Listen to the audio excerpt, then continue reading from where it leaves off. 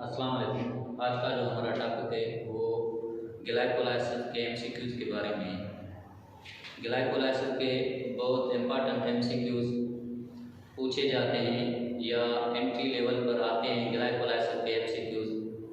हमने ग्लाइकोलाइसिस के 20 एमसीक्यूज़ बनाए हैं। पहले फेज में 12 एमसीक्यूज़ लेके गए हैं बोर्ड पर। उसके बाद जो नेक्स्ट फेज होगा रिमेनिंग एमसीक्यूज़ लिखे जाएंगे बोर्ड पर, इसीलिए फोकस करें बोर्ड पर। पहला एमसीक्यू है, how many times dephosphorylation of ATP occurs during respiration. पूरे रेस्पिरेशन में मींस कंप्लीट रेस्पिरेशन में एटीपी की डिफॉस्फोराइलेशन कितनी मरतबा होती है। डिफॉस्फोराइलेशन ऑफ एटीपी का मतलब है एटीपी से फास्फेट का रिलीज होना, मींस एटीपी का कंज्यूम होना।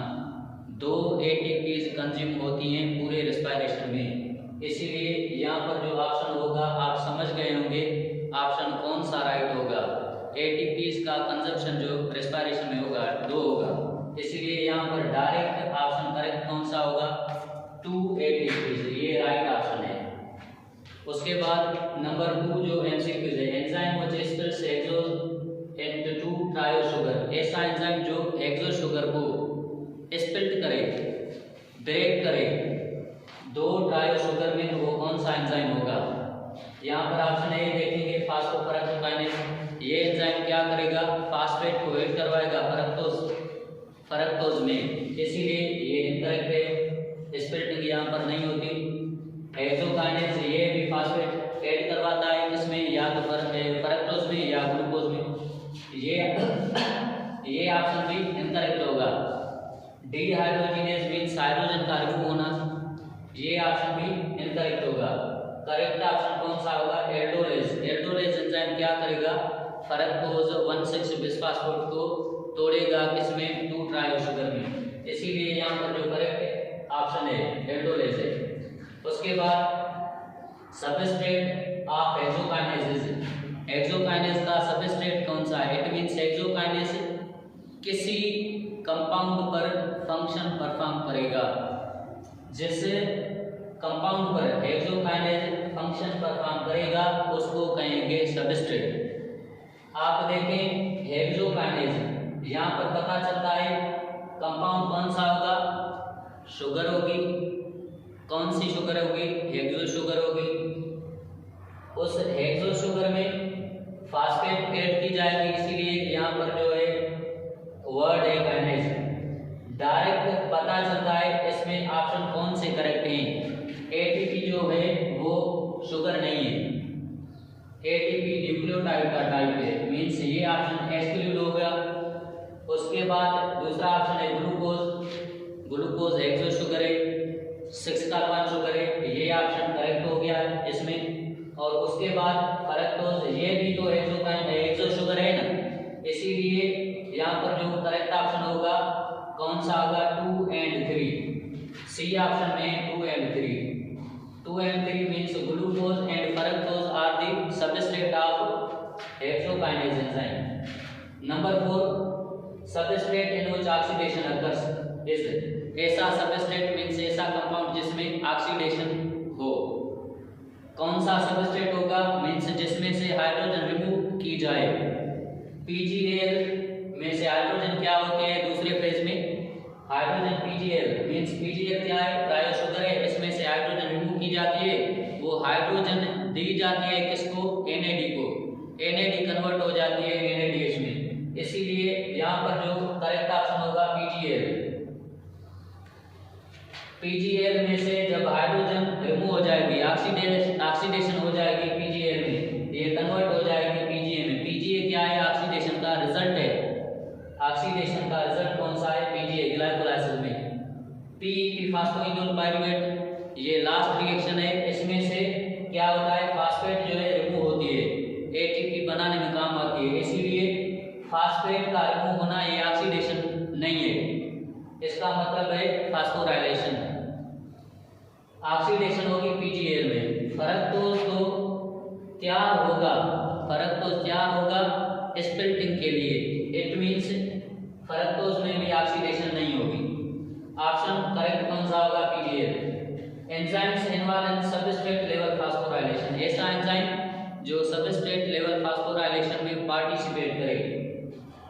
पहले समझिए सबस्ट्रेट लेवल फास्फोराइलेशन क्या है। इसका मतलब है जब फास्फेट किसी कंपाउंड से रिमूव हो जाए, वो ऐड हो जाए किसके साथ, एडीपी के साथ, और एडीपी कन्वर्ट हो जाए एटीपी में, मींस एटीपी का बनना, ये फास्फोराइलेशन होगी। सबस्ट्रेट लेवल क्यों कहा गया इसको, क्योंकि जो फास्फेट आएगी एटीपी को मिलेगी वो किसी कंपाउंड से मिलेगी। इसमें जो एंजाइम इन्वॉल्व होगा सबस्ट्रेट लेवल फास्फोराइलेशन में कौन सा होगा, देखिए ग्लूकोकाइनेज। ग्लूकोकाइनेज क्या करेगा, फास्फेट लेके देगा किसको, ग्लूकोज को, मींस फास्फेट ऐड करवाएगा, मींस एटीपी में डिफास्फोराइलेशन होगी, एटीपी बनेगी नहीं। सबस्ट्रेट लेवल फास्फोराइलेशन का मतलब है एटीपी का बनना। उसके बाद बी ऑप्शन क्या है, फास्फोफरक्टोकाइनेज। फरक्टोज में भी फास्फेट दी जाएगी, मींस एटीपी में डिफास्फोराइलेशन होगी। ये एंजाइम भी इनकरेक्ट ऑप्शन में आता है। उसके बाद क्या है, फास्फोग्लाइसरेट काइनेज। ग्लाइसरेट में मींस जो पीजीए है, इस पीजीए में दो फास्फेट प्रेजेंट होती हैं, एक कार्बन नंबर 1 पर, दूसरी कार्बन नंबर 3 पर। इनमें से जो कार्बन नंबर फर्स्ट पर जो है ना फास्फेट प्रेजेंट है वो रिमूव हो जाती है, वो फास्फेट दी जाती है एडीपी को, और क्या बन जाता है, एटीपी। इसीलिए यहाँ पर करेक्ट ऑप्शन कौन सा होगा, फास्फोग्लाइसरेट काइनेज करेक्ट ऑप्शन है। ये इस एमसीक्यूज में करेक्ट ऑप्शन है। उसके बाद T enzyme of glycolysis means ऐसा एंजाइम जिसके बाद फरक्टोज क्या हो जाए, तैयार हो जाए स्प्लिटिंग के लिए, तो आगे ग्लाइकोलाइसिस चलेगा। अगर उस एंजाइम ने फास्फेट फरक्टोज से ऐड नहीं की, फरक्टोज जो है स्प्लिट कभी नहीं होगा। वो कौन सा एंजाइम है, जो कि एंजाइम कहा जाता है, मींस ऐसा एंजाइम जिसके बाद जो है स्प्लिटिंग हो जाए फरक्टोज की। देखें आइसोमरेज जो है ग्लूकोज को कन्वर्ट करेगा फरक्टोज में, मींस स्प्लिटिंग नहीं होगी। स्प्लिटिंग तब होती है जब ग्लूकोज और फरक्टोज की डिमांड पूरी की जाए, दोनों की डिमांड। ग्लूकोज की डिमांड क्या है, फास्फेट दी जाए मुझे, फरक्टोज की डिमांड क्या है, मुझे भी फास्फेट चाहिए। जब फरक्टोज को फास्फेट देंगे उसके बाद फरक्टोज तैयार हो जाएगा स्प्लिटिंग के लिए। इसीलिए यहाँ पर ऐसा एंजाइम होगा जो फरक्टोज को क्या करेगा, फास्फेट लेके देगा, किससे, एटीपी से। इसीलिए यहाँ पर करेक्ट ऑप्शन कौन सा होगा, फास्फोफरक्टोकाइनेज करेक्ट ऑप्शन है। उसके बाद during the second half of glycolysis what happens, ऐसा कौन सा इवेंट है इन ऑप्शन में से जो सेकंड फेज में होता हो। पहला option ATP are use, ATP का यूज होना पहला स्टेप है, पहला फेज है। और एटीपीज आर फॉर्म्ड, दूसरे स्टेप में क्या होता है, एटीपीज बनती हैं। फरक्टोज पहले स्टेप में आता है, ये इनकरेक्ट होगा। ग्लूकोज बिकम फरक्टोज, ये भी पहले स्टेप में मींस पहले फेज में होगा। ऑप्शन कौन सा रह गया, एटीपीज आर फॉर्म्ड, एटीपीज बनती हैं दूसरे फेज में। इसीलिए यहाँ पर करेक्ट ऑप्शन कौन सा होगा, ये यहाँ पर कौन सा है, ये करेक्ट ऑप्शन है। उसके बाद MCQs at glycolytic pathway means glycolysis जो है उसकी जो लोकेशन और उस ये जो ग्लाइकोलाइसिस का प्रोसेस है कौन से ऑर्गेनिज्म में प्रेजेंट होता है। Glycolysis is found in, simply ये कह सकते हैं किस में होगा, in most living organism. Most living organism का मतलब है कुछ ऑर्गेनिज्म ऐसे भी होंगे जिसमें ग्लाइकोलाइसिस एब्सेंट होगी। ये ऑप्शन तो बिल्कुल गलत हो गया, ये ऑप्शन इनकरेक्ट हो गया, क्योंकि इसमें कुछ ऑर्गेनिज्म एक्सक्लूड किए गए हैं। इन मोस्ट मींस इनमें से कुछ ऑर्गेनिज्म एक्सक्लूड किए गए हैं, इट मींस इसका मतलब है ग्लाइकोलाइसिस उनमें नहीं होगी, ये बिल्कुल इनकरेक्ट है। उसके बाद it occurs in all living organisms, ये सभी ऑर्गेनिज्म में होगा, क्योंकि जिस ऑर्गेनिज्म में जो ऑर्गेनिज्म वर्ड आ जाए इट मींस इनमें सेल होगा, सेल में साइटोप्लाज्म होगा, साइटोप्लाज्म सभी सेल्स में होता है। इसीलिए हर एक ऑर्गेनिज्म में ग्लाइकोलाइसिस होगी। यहाँ पर ऑप्शन करेक्ट कौन सा है, it occurs in all living organisms. उसके बाद in eukaryotic cell the enzyme of glycolysis are located in. इसका मतलब है यूकेरियोटिक सेल में ग्लाइकोलाइसिस की जो एंजाइम की साइट है वो कौन सी है? ग्लाइकोलाइसिस के एंजाइम कहाँ पर प्रेजेंट होते हैं? यूकेरियोटिक सेल में। यहाँ पर यूकेरियोटिक लिखा गया है, अगर प्रोकैरियोटिक भी लिखा जाए ना मतलब सेम होगा, क्योंकि आप देखेंगे ग्लाइकोलाइसिस की साइट कौन सी है? साइटोप्लाज्म। इसीलिए एंजाइम भी किसमें मौजूद होंगे? साइटोप्लाज्म में। साइटोप्लाज्म में फिल्ड पोर्शन होता है, प्लाज्मा पोर्शन होता है, उसको कहा जाता है साइटोजोल। साइटोजोल में एंजाइम प्रेजेंट होते हैं। यहाँ पर साइटोजोल भी करेक्ट है, अगर साइटोप्लाज्म आ जाए वो भी करेक्ट है। साइटोप्लाज्म आ जाए या साइटोजोल, एक आएगा, दो ऑप्शन में कभी भी नहीं आएगी। जैसे कि ए आ जाए साइटोजोल, दूसरा आ जाए साइटोप्लाज्म, ऐसे कभी नहीं हो सकता। एक आएगा साइटोजोल और साइटोप्लाज्म। उसके बाद ग्लाइकोलाइसिस में एटीपीज कंज्यूम होती हैं और ग्लाइकोलाइसिस में एटीपीज बनती भी हैं। ये जो स्टेटमेंट है इसका मतलब है पहले स्टेज में एटीपीज की कंजप्शन होती है, दूसरे स्टेप में एटीपीज प्रोड्यूस होती हैं। ये एमसीक्यूज दिए गए हैं मैथमेटिक्स के हिसाब से। आपको ये बताना है नेट एटीपीज कितनी होती हैं ग्लाइकोलाइसिस में, मीन्स माइनस करके बताना है। टोटल एटीपीज कितनी बनती हैं, माइनस कितनी होंगी, फिर रिजल्ट कौन सा होगा। ये स्टेटमेंट ये कहता है कि टोटल एटीपीज में से दो कंज्यूम होते हैं, दो एटीपीज क्या करें, माइनस करवाएं, रिजल्ट कौन सा आएगा, 2 एटीपीज आएगा। इसीलिए यहाँ पर ऑप्शन जो करेक्ट ऑप्शन है कौन सा होगा, -2, मीन्स 2 माइनस करेंगे किस में से, 4 में से, रिजल्ट कौन सा आएगा, 2 एटीपीज। ये एमसीक्यू ऐसे भी आ सकता है number of net ATPs in glycolysis में जो नेट एटीपीज बनती हैं वो कितनी होती हैं, सिंपली ऐसे भी आ सकता है। बाकी जो है एक एटीपी यूज होती नहीं, इसीलिए माइनस है, -1 ये इनकरेक्ट है। यहाँ पर -2, मगर टोटल एटीपीज 5 एटीपीज बनती नहीं है, ये भी इनकरेक्ट है। 3 एटीपीज नेट हो नहीं सकती, इसमें कंजप्शन एक हो नहीं सकती और नेट हो नहीं सकती है, इसीलिए ये ऑप्शन करेक्ट होगा।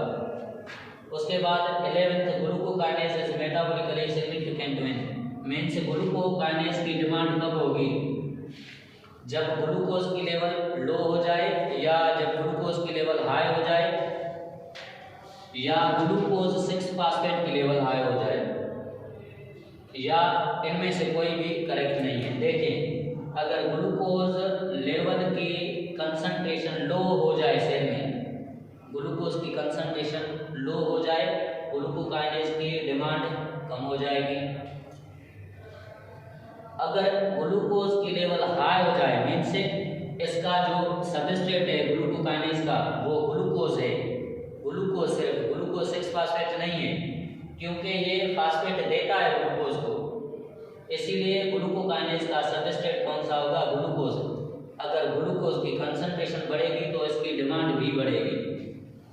इसमें करेक्ट ऑप्शन होगा कौन सा, ग्लूकोज लेवल इज हाई। उसके बाद which of the following reaction commits the cell to glucose metabolism, ऐसा रिएक्शन बताएं जिसके बाद क्या हो, ग्लाइकोलाइसिस आगे रेगुलेट हो।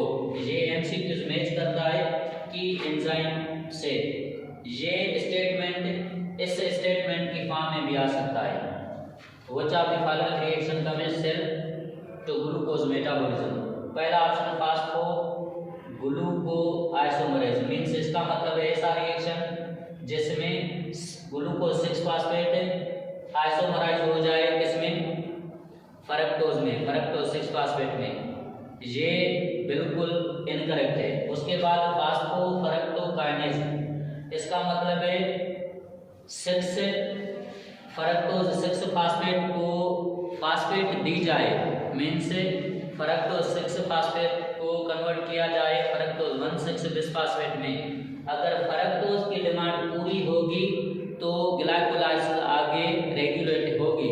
अगर इसकी डिमांड पूरी फ्रक्टोज की डिमांड पूरी नहीं होगी, ग्लाइकोलाइसिस आगे रेगुलेट नहीं होगी। इसीलिए इस एंजाइम से जो रिएक्शन होगा वो रिएक्शन क्या करेगा, रेगुलेट करेगा ग्लाइकोलाइसिस को आगे। ये 12 एमसीक्यूज हैं। अब जो रिमेनिंग एमसीक्यूज हैं वो लिखते हैं बोर्ड पर, उसके बाद आपको प्रैक्टिस करवाई जाएगी। इसकी स्क्रीनशॉट ले लें।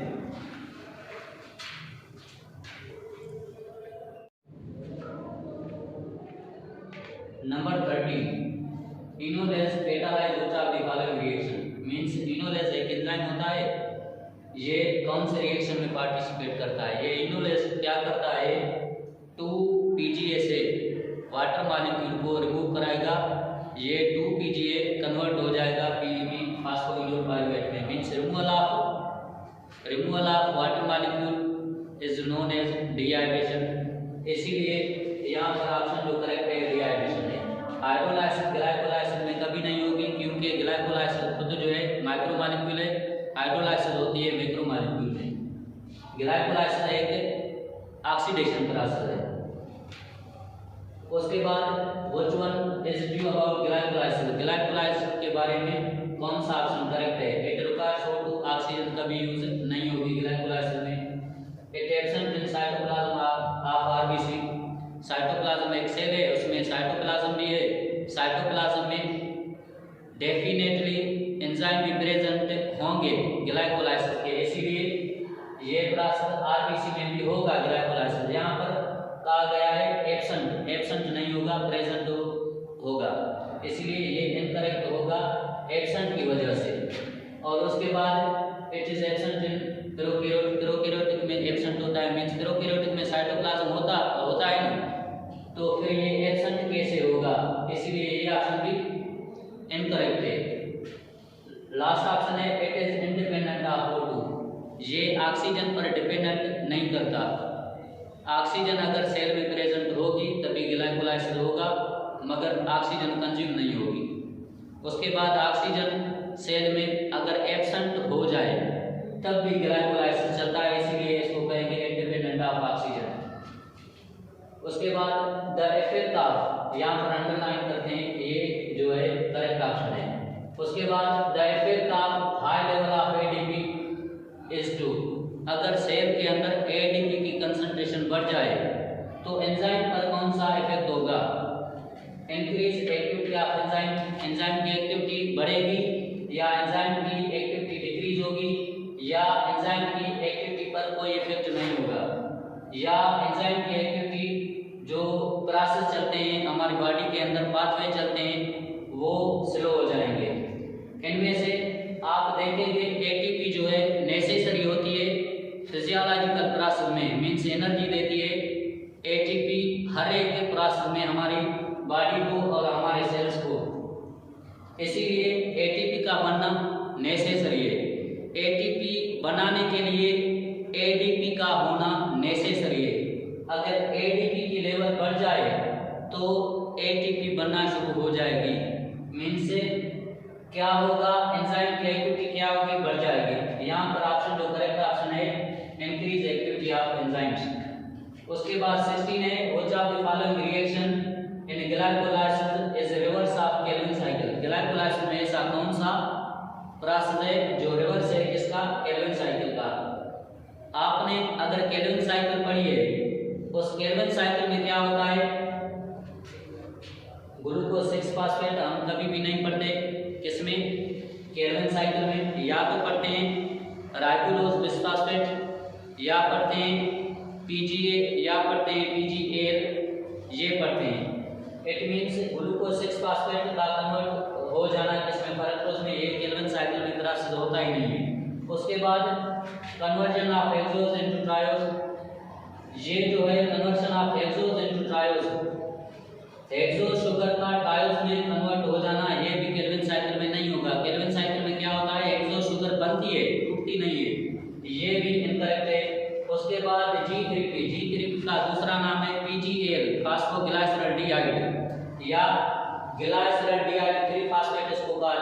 ग्लाइकोलाइसिस डिहाइड्रो फास्फेट मीन्स ये शुगर है, ये जो है 3PG है। 3PG क्यों कहा जाता है? फास्फेट जो है कार्बन नंबर 3 पर होती है। ये कंपाउंड कौन सा है? एसिडिक कंपाउंड है, 3-फॉस्फोग्लाइसरिक एसिड मीन्स ये कन्वर्ट हो जाता है किसमें? शुगर कन्वर्ट हो जाती है किसमें? एसिड में। G3 कन्वर्ट हो जाएगी किसमें? एसिड में। ये प्रोसेस होता है किसमें? ये प्रोसेस होगा ग्लाइकोलाइसिस में। ये प्रोसेस होगा ग्लाइकोलाइसिस में मीन्स शुगर का एसिड में कन्वर्ट हो जाना। उसके बाद ये 3PG ये कन्वर्ट हो जाएंगे किसमें?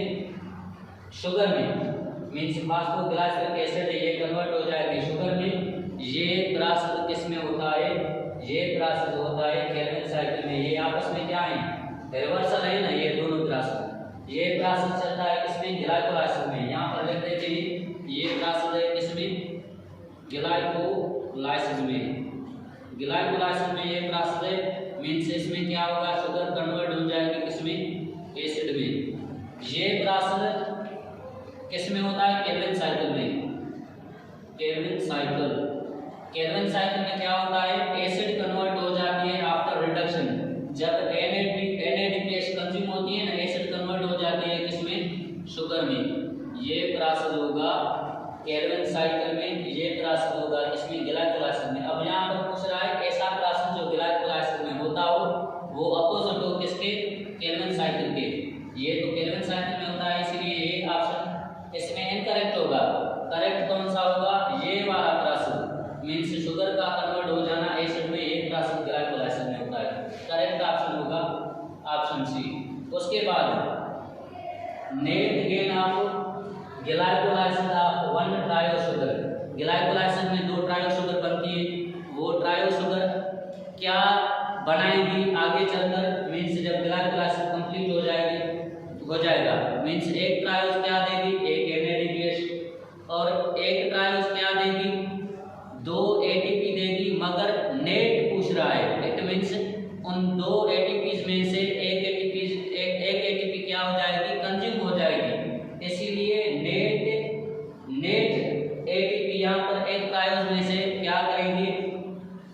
कंज्यूम करवाएंगे 2 में से। बाकी क्या बचेगा?